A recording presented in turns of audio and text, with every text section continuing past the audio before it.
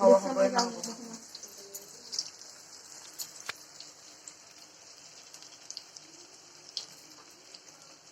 हाय साଙ୍ଗମାନେ କେମିତି ଅଛନ୍ତି? ମୁଁ ଭଲ ଅଛି।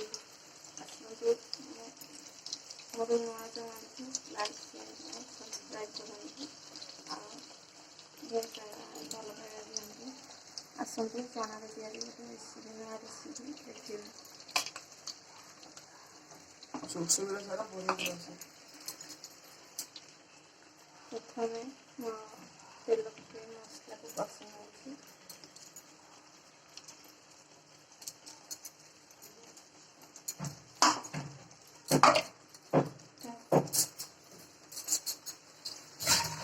ତାପରେ ମୁଁ ଏଠି ଚଣାକୁ କାଟି ଛାଣି ଦେଇଛି।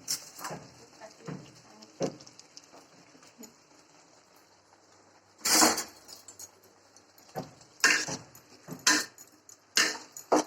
ତାପରେ ମସଲା ପକାଇଲେ ଆମେ ଚଣା ଆଳୁ ମସଲା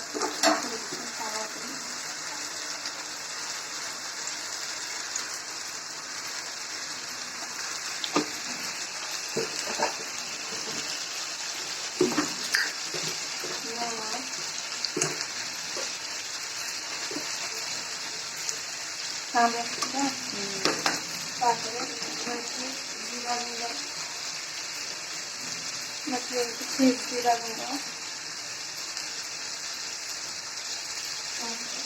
ଜିରା ଗୁଣ୍ଡ ଧନିଆ ଗୁଣ୍ଡ ତାପରେ କାଶ୍ମୀରୀ ଚିଲି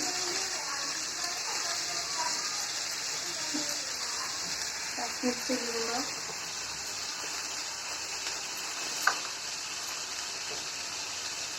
ୟାକୁ ଦେଇକି ଦେଇଛି। ତାପରେ ଆମେ କିଛି ସମୟ ପରେ ଟିକେ କର୍ଣ୍ଣଫ୍ଲାୱାର ଆଉ ଗରମ ମସଲା କଷି ସାରିଲା ପରେ ଆମେ ସମୟ ପରେ କର୍ଣ୍ଣଫ୍ଲାୱାର ଆଉ ଗରମ ମସଲା ଦେଇକି ତାପରେ ଆଳୁ କଷିବା। ଏଇଠି ବୁଝ ତାପରେ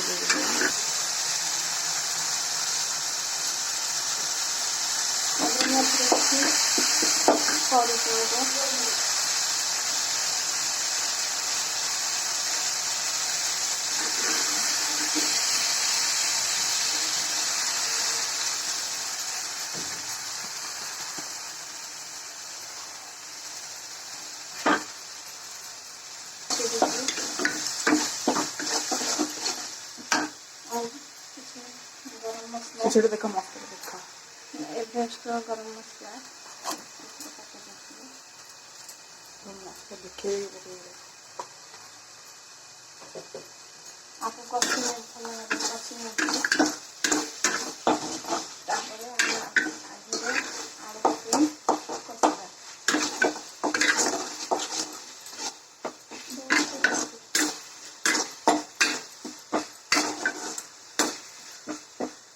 मसला भल भावे कषिगला ପରେ आखिरे आमे आलू पकेई कषिबा।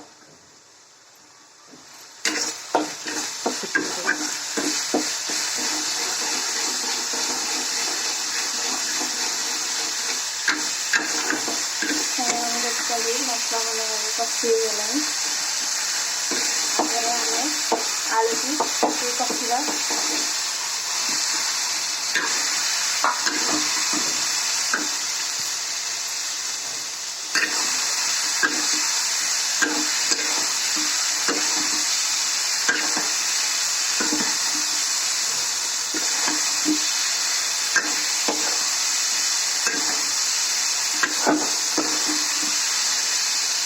आलू कषिगला ପରେ ଆମେ ଆଧିରେ କିଛି ଅଳ୍ପ କିଛି ପାଣି ଦବା ଯେମିତି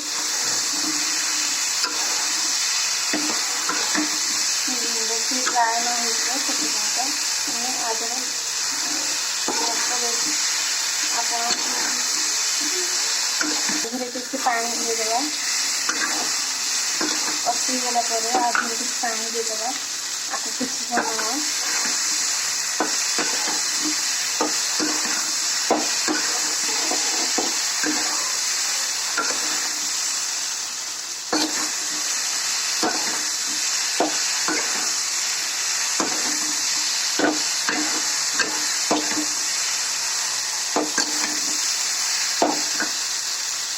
ଏବେ ପାଣି ଦେଇଦେବା କିଛି।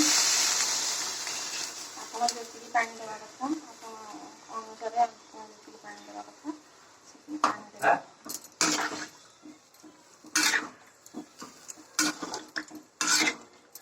ମୁଁ ଏତିକି ପାଣି ଦେଇଛି, ମୋର ଦରକାର ହେଲେ ମୁଁ ଆଉ ଟିକେ ପାଣି ଦେଇପାରିବି।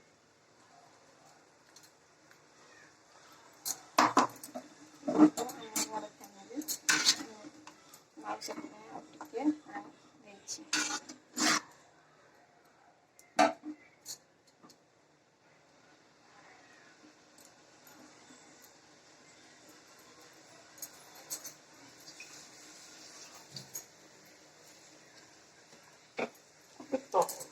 ତାପରେ ଆମେ ଆକୁ ସମୟ ପାଇଁ ଘୋଡ଼େଇଦେବା।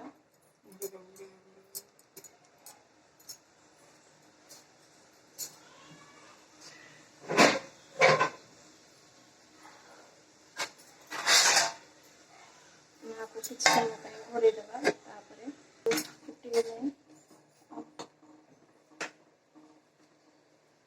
ତରକାରୀ ଫୁଟିଗଲାଣି। ଆଉ କିଛି ସମୟ ପରେ ଆଳୁ ସିଝିଯିବ। ତାପରେ ଆମେ ଚଣାକୁ ଏଥିରେ ଛାଡ଼ିଦେବା।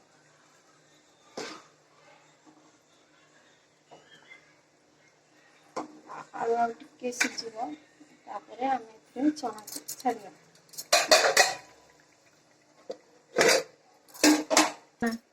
ଜୋରେ ଚଣା ମୁଁ ବାଟିକି ରଖିଛି, ଏ ବାଟିକି ଛାଣି ଦେଇଛି, ତାକୁ ରଖିଛି। ତାପରେ ତରକାରୀ ହେଇଗଲା ପରେ ଲାଷ୍ଟରେ ଆମେ ୟାକୁ ପକେଇବା। କ'ଣ କଲୁ?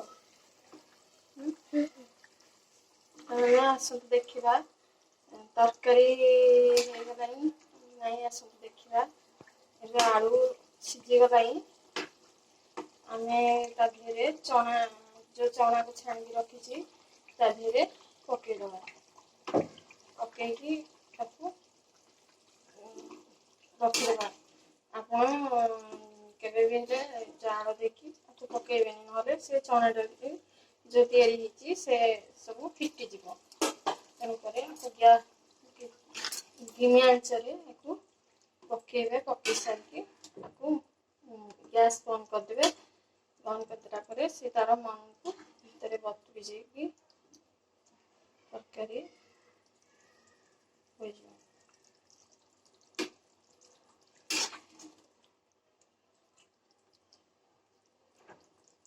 ଏବେ ତ ଆଳୁ ସିଝିଗଲାଣି। ଚଣା ହେଇଛି, ଆକୁ ଛାଣିକି ରଖିଛି। ତା ଦେହରେ ଗୋଟି ଗୋଟି କରିକି ଆମେ ତା ଦେହରେ ଛାଡ଼ିଦେବା।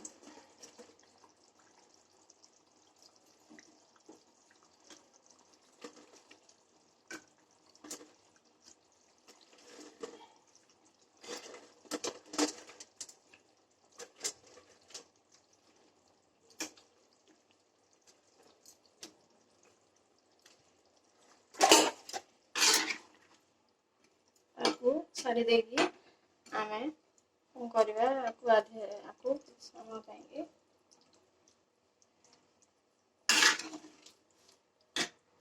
ତରକାରୀକି ଏପଟ ସେପଟ କରିକି ଆମେ ଆକୁ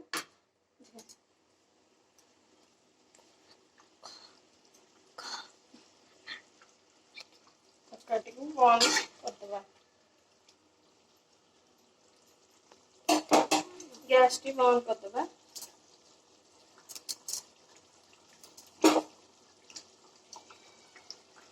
ତାର ଆପେ ଆପେ ଭିତରେ ଆପେ ଆପେ ତରକାରୀ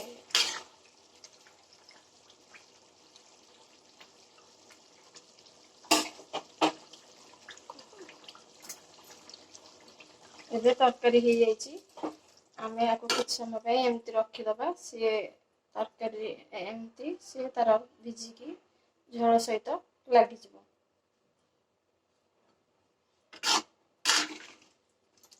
ଆପଣମାନେ କେମିତି ଚଣା ଡାଲିରେ ବରା ଛାଣିକି ତରକାରୀ କରୁଛନ୍ତି, ଆପଣମାନଙ୍କୁ କେମିତି ଆସିଛି ମୋତେ କମେଣ୍ଟରେ ଜଣାଇବେ।